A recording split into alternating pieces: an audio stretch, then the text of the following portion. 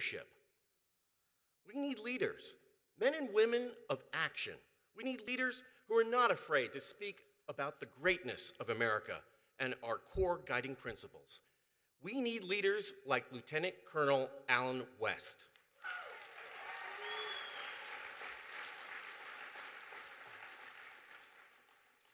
Allen West is a man who's devoted his life to protecting and preserving our freedoms.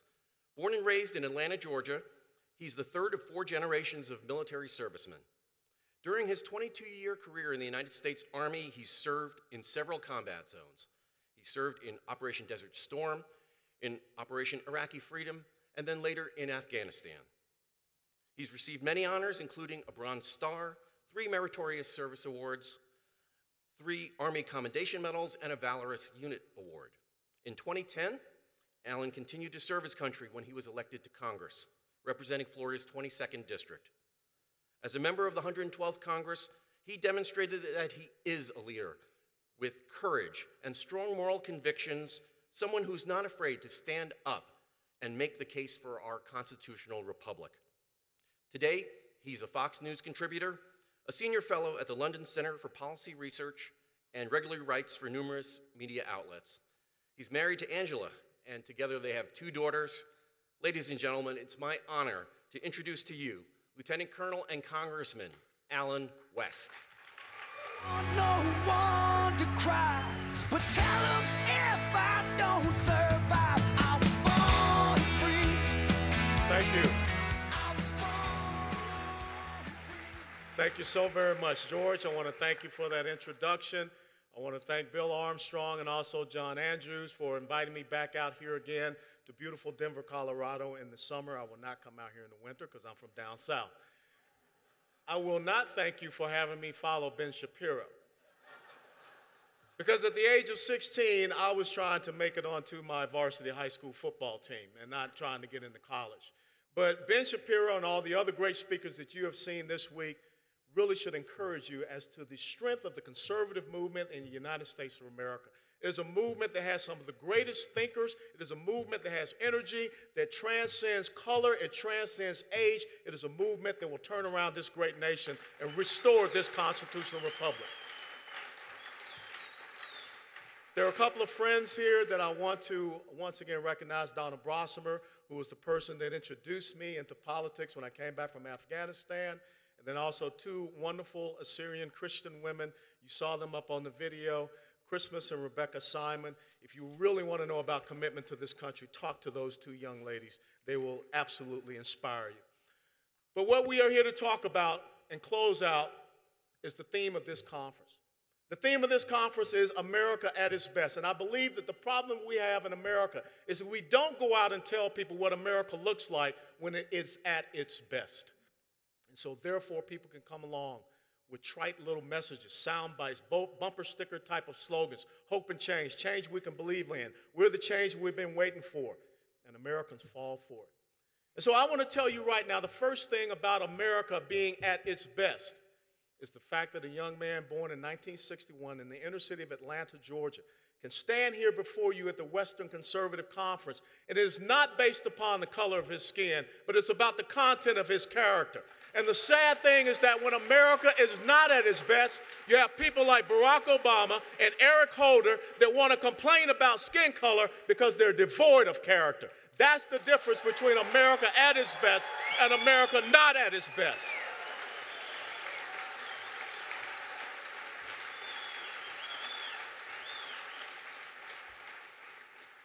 America is at its best, as you've heard so many people talk about. And Dennis Prager talked about this last night. And I'll try to bring it down to a basic Southerner type of understanding. You know, I just learned how to speak English not too long ago. Y'all laughing, but I speak Bubba and I speak Cooter, okay? The important thing is that America is at its best when we're promoting the American dream. And we don't talk to people about what the American dream is. We don't explain to them what the American dream means. The American dream of economic growth, of opportunity, of promise. The American dream that says no matter where you are born, no matter where you come from, it is here in these great United States of America that you will receive the ladder of success and achievement. And you can climb it to whatever heights that you want. And we will have a government that will have the right type of policies, being the tax policies, regulatory policies, government reform policies that will enable you to have that American dream. See, we don't go into neighborhoods and talk to the man that pulls out a 55-gallon drum on the weekend, and he pours in the charcoal, and he starts to barbecue ribs on the weekend. That's a small business owner. That's an entrepreneur. That's his American dream. And what we should go and tell him is that we want to make sure that you go from being in front of your little house on the grass into one of those closed storefronts. Because we want you to one day have that restaurant. We want you to one day put your name up there on that storefront. That's what we stand for. That is America at its best. But America is not at its best when we're growing what I call the welfare nanny state. America is not at its best when we have more people on the poverty rolls, when we have more people on food stamps. When you look around and anywhere in our communities, you can take this thing called an EBT card, electronic benefits transfer card, and the government basically gives you money. See, that is the difference between economic empowerment and economic enslavement. America at its best when we empower the individual economically. America is at its worst when we enslave individuals economically. If you don't believe what I'm talking about, go to any inner city in Atlanta, in Detroit, in Chicago, in Washington, D.C., and Philadelphia, and you will see America when it is not at its best. And you will also see that as liberal progressive socialists, they're in charge of those communities. They're in charge of those governments. See, Frederick Bastiat said it very simply. He called it legal plunder. When a government believes that they can come in and take your resources. Alexis de Tocqueville said it this way. He said, the democracy cannot exist as a permanent form of government. It can only exist until a time when the people realize that they can vote their own largesse from the public treasury. From that moment on, people will always vote for the person that promises them the most benefits. With the ensuing result being the collapse of a democracy over loose fiscal policy, followed by a dictatorship. That's America not at its best. America at its best means that we move away from this progressive tax system that we have. Because the progressive tax system that we have was promoted by a gentleman by the name of Karl Marx and his friend Frederick Engels. It's written in the Communist Manifesto. Why should we increase taxation upon people for being successful, for having the American dream? That is not America at its best. And we need to talk about the policy of that. We need to go out and tell people we don't believe in capital gains tax. We don't believe in dividends tax. We don't believe in estate tax. We don't want this progressive tax code system. We can go to a flat tax system for our personal income tax. We look at our corporate business tax rate that is causing trillions of dollars to flee this country and stay offshore. We need to flatten that out. We need to have no more exemptions, no more waivers for our corporations. We need to have growth, opportunity, and promise that comes back here to America. So that when we buy our suits and we buy our clothes, we don't need to look at the label and it says made everywhere else but the United States of America.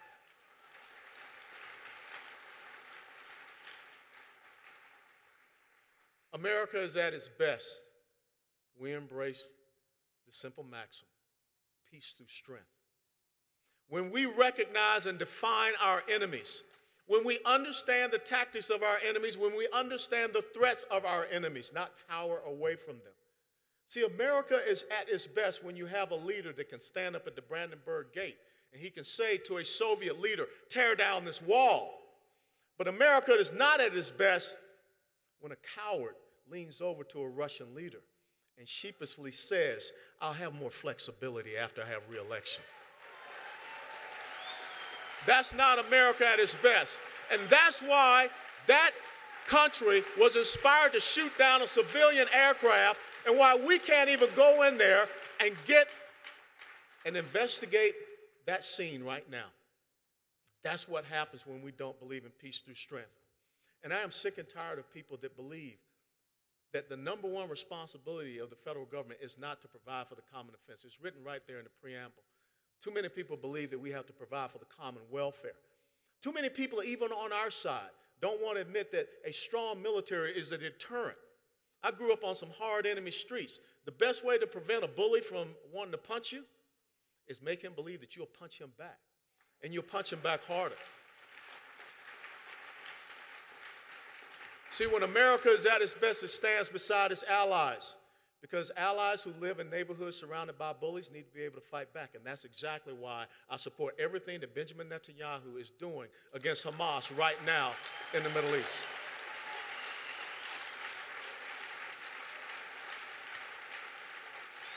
And shame on anyone that does not understand the exact same thing that Prime Minister Netanyahu said.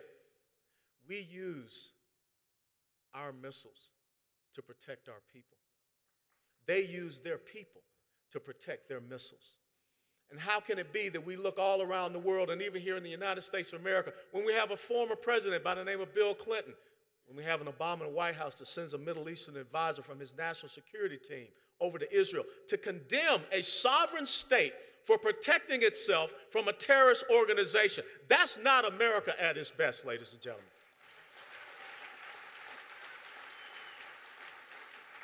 America at its best does not go out with empty rhetoric that says we have tranquility in the global community. America is not at its best when we abandon Americans to die at Benghazi and we lie about it. America is not at its best when we give a Rose Garden welcome home ceremony to a deserter, as we have released 5 senior members of the enemy back to the enemy, all the time while we have a Marine sergeant sitting in a jail in Mexico. That is not America at its best.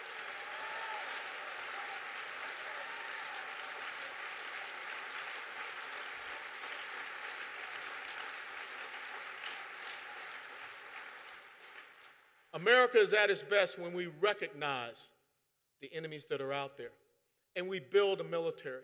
Instead of this historical thing that we have done since World War I, where we reduce our military and its capacity and capability so that we can spend those money on wasteful domestic programs. We did it after World War I. We did it after World War II. We did it after Korea. And for the Secretary of Defense of the United States of America to stand up and say, we're going to cut our United States military capacity, namely the Army, back to pre-World War II levels. On Friday, guess what happened after he announced that? Vladimir Putin went across the border in Ukraine and took over the Crimea.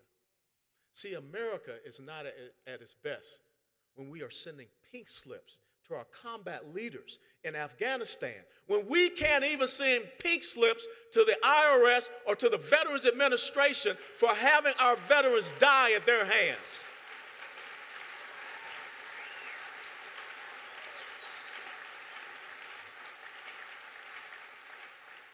America is at its best when our enemies fear actions against us. America is at its best when our word is our bond and our allies believe in it and we are credible. America is not at its best when these group of rogue terrorists, Islamic terrorists called the Islamic State, just yesterday said to Christians in Iraq that you either convert, you either pay us a jizya tax, or we're going to kill you. See, anyone that thinks that way should say one simple thing. I'm not saying this because I know that there's a United States of America that will put a drone up my throat, or they will drop something on me, even worse, or they will send American forces to make sure, because we stand for something. We stand for religious freedom. But when America is at its worst, then you embolden your enemies to do these things. And God, please, bless these Iraqi Christians. Bless Christians in Egypt. Bless them all across the Middle East, being the Assyrians, being the Chaldeans, because right now they don't know that they have a strong ally that is willing to come to their defense. That is America at its worst. And we cannot continue on this path. America is at its best when we respect religious freedom and the right of our citizens to petition this government for a redress of grievances. That's in the First Amendment. America is also at its best when we respect those inalienable rights that come not from man, they come from a creator. And Thomas Jefferson was brilliant in understanding America will be always at its best when it understands that man is not the giver and therefore the taker of your rights. It is the creator God, and that is what we must come to understand: the life, the liberty, and the pursuit of happiness. But see, America is not at its best today because America believes, this government believes, that they can impose their will against your beliefs.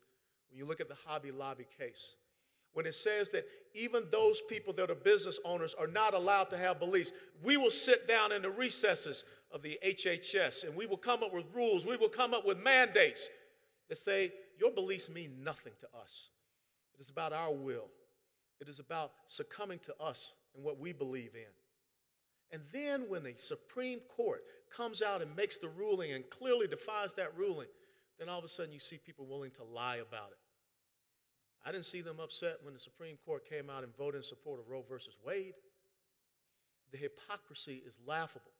And we must understand that if we are going to continue down the path of respecting life, then we must recognize that America is not at its best when all of a sudden we have groups like Planned Parenthood or the National Organization of Women that redefine reproductive women's health away from meaning finding cures from cervical cancer, uterine cancer, ovarian cancer, fibroid tumors, or breast cancer. Now they have redefined women's productive health to mean one simple thing, and that is killing babies.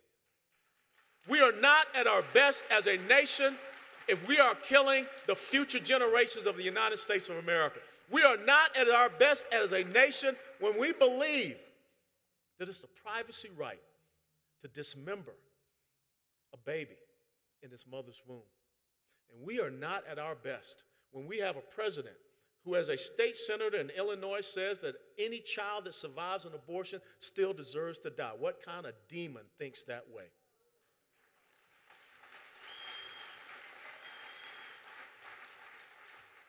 America is at its best when it supports the pursuit of happiness.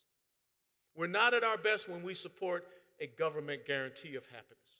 Because the pursuit of happiness means that every single one of you out there has an equality of opportunity to be all that you can be. That's what the United States Army once had as its motto.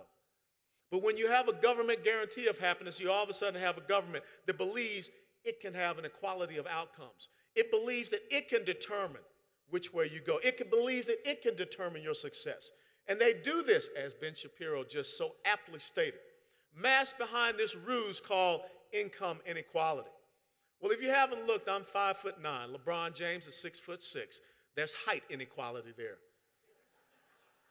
But no one is going to be able to correct that.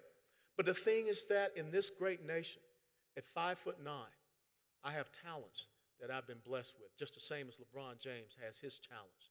And we should not have an envy of each other because of those talents. What we should do is respect each other so that we can once again reclaim a sense of the pursuit of happiness that is rooted in the opportunities that each and every one of us have, regardless of whether you're tall, short, fat, not, black, white, male, female, what have you. Because what the other side wants to do is to divide us upon all of those lines. What the other side, the liberal progressive vision is in this America that is not at its best, is a social utopia.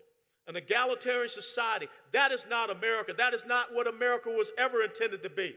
Because what they believe in is that A and B students should come down and be C and D students. But when America is at its best, we promote C and D students to be A and B students, and we don't punish the A and B students. That is the difference.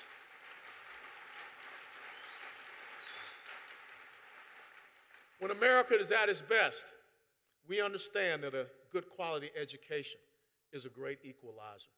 That's what my parents understood. That's what my parents chose for me. That's what my parents invested in for me, which enables me to stand here before you today. See, choice is not just about choosing to kill a baby. Choice is about empowering mothers and family members to educate their children. When you think about the fact of what happened, America at its best is single black mothers marching on the governor's mansion in Albany, New York to say, in contrast to what Mayor Bill de Blasio, an avowed socialist, was doing in that city, to try to cut back on the charter schools there, to try to take away Success Academy, one of the bright, shiny beacons in Harlem, New York. They said no. Where was our voice? See, when America is not at its best, it then means a president, and Barack Obama, can cancel a D.C. school voucher program in April of 2009 to say to young, deserving minority children in that city, you're not worthy of getting a better education. All because I would prefer to elevate the teachers' unions. Where was our voice to say, this is not America at its best? Because I can tell you, where does he send his kids to go be the best? To Sidwell Friends. And that is the fault and failure of these liberal progressive socialists, these political elites, these entertainment elites, these media elites who say, do as we say, not as we do. See, America is not at its best when the first black attorney general brings a lawsuit against the state of Louisiana for their school voucher, school choice program, to take away opportunities for deserving young children. If we are going to make a difference, we have to talk about and contrast what they believe in what is best and what we believe in what is best. We have not done a good job of that. And I'm telling you, when you leave here today, you need to go out and tell people what it means for America to be at its best. Because for America to be at its best is mean realizing that we're an exceptional nation. We're a force for good in this world, realizing that we're a sovereign state. And as a sovereign state and a constitutional republic, guess what? We've got a border to defend.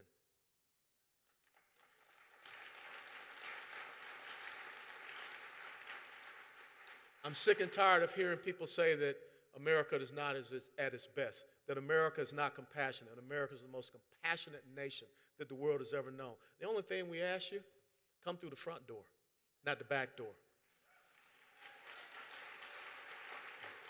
America is not at its best when you have a person like Harry Reid that can stand up and say, our borders are secure. That's why Mark Udall has to go home here in Colorado. We don't need another vote for a delusional person like Harry Reid to stand up and try to tell us that our borders are secure when tens of thousands of people are coming across that border.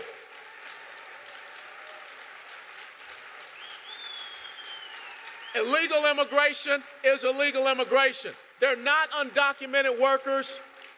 Stop redefining the problem. It's a crisis. It's not a situation. We're not a dumping ground here in the United States of America.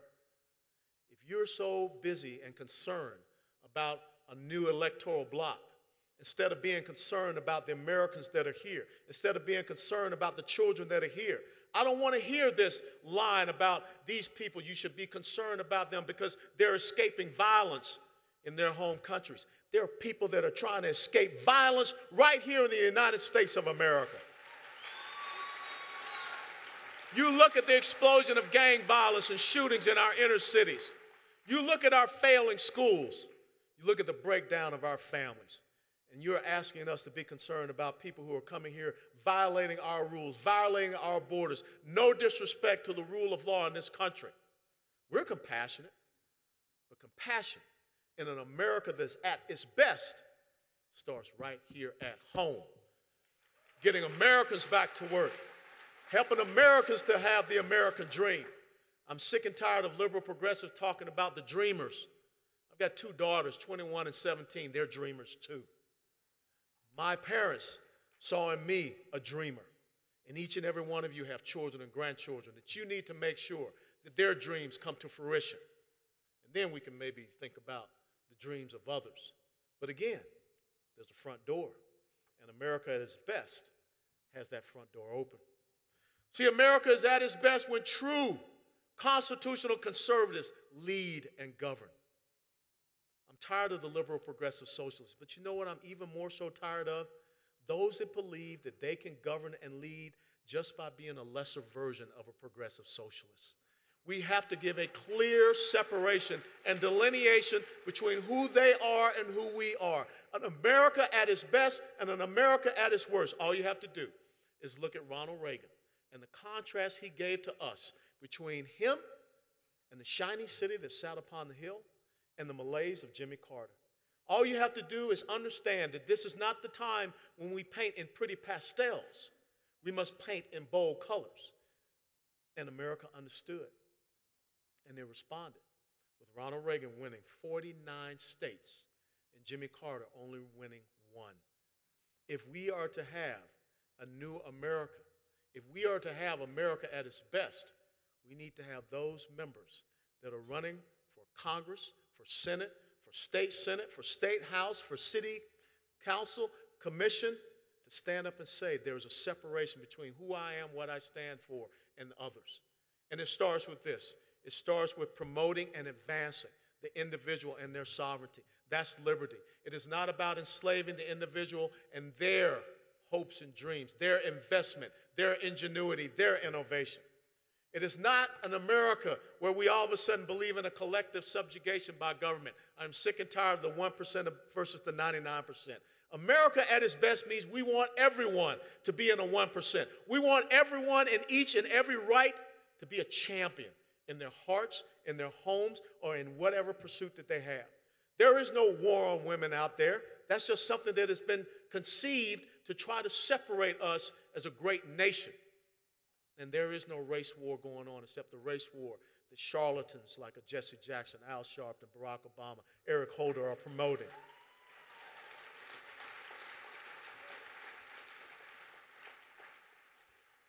You guys are so racist. I think you had Ben Carson here. I think you had Dr. Woodson this morning. Yeah, Tim Scott. You got me. Oh, I'm sorry. I'm sorry. We're just ventriloquist dummies. We're not really black. I'm just a white guy with a really permanent tan. But that's the insidious nature of people that want to make sure that America does not ever be at its best. When you go into the black community, I challenge you to do this. You go and you tell them about Booker T. Washington. You tell them about his 3 principles: education, entrepreneurship, and self-reliance. If that's not conservatism, you tell me what conservatism is. You go in and you talk to them about the strength of the family and tell them how Lyndon Johnson and the Great Society programs took the black community to where it is today, where only 28% of black children have mothers and fathers in the home. That's really a race war. That's not a race war that comes from conservatives. That's a race war that comes from progressive socialists. That's a race war that comes from a Democrat Party that, if you look at its history and its relationship with the black community, it has always been about slavery. It has been about secession. It has been about segregation. And now today it is about socialism. It has done nothing good for the black community. It is not the best that is America. But if they don't hear about it from you, then they will continue to vote the way that they are voting. That's the challenge if you believe America can be at its best. America will be at its best in November 2014 because this is what you all are going to do.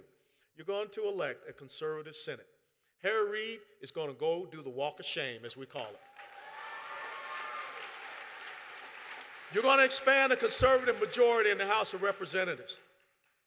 And then after November 2014, you got to put on your big boy pants once again. You got to get back to work because we're going to put a constitutional conservative in the White House in 2016.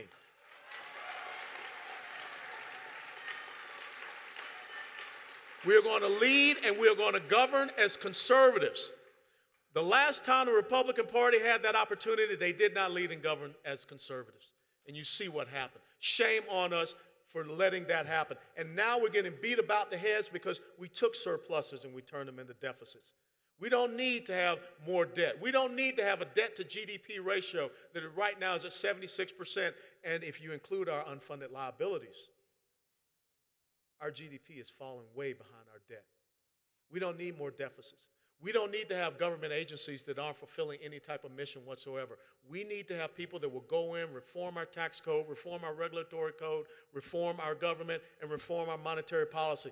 Our Dow Jones Industrial Average is not a clear indicator of where we are as far as our economy. Because if you stop printing $85 billion per month, you will see what happens with that Dow Jones Industrial Average. We don't have a free market economy. We have an artificial economy. Conservatives believe in a free market economy that is based upon one simple thing: your industrial activity, not the government coming in and engineering those outcomes.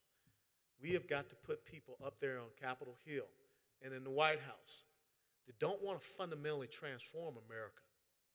What they want to do is reestablish the fundamental principles of America.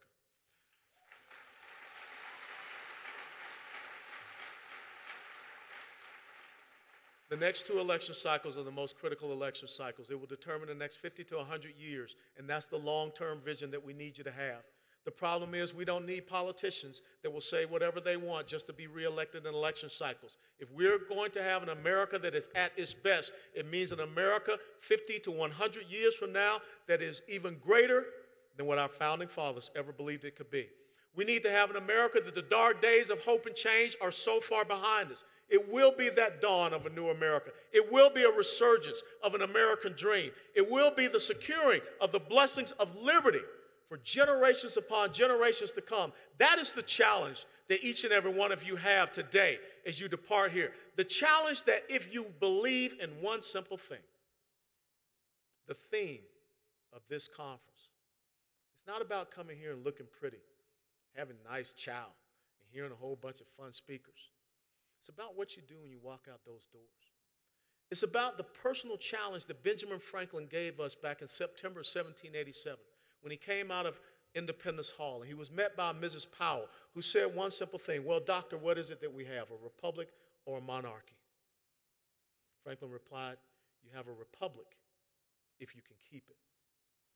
When you walk out here, America at its best means keeping the constitutional republic that 56 men signed a Declaration of Independence for. That those men later on, some 11 years, came back and created this incredible constitutional republic, the longest running constitutional republic that the world has ever known. You've got to walk out those doors and say, I don't care what they say about me. I don't care the names. I don't care the finger pointing. I don't care how often they yell and scream.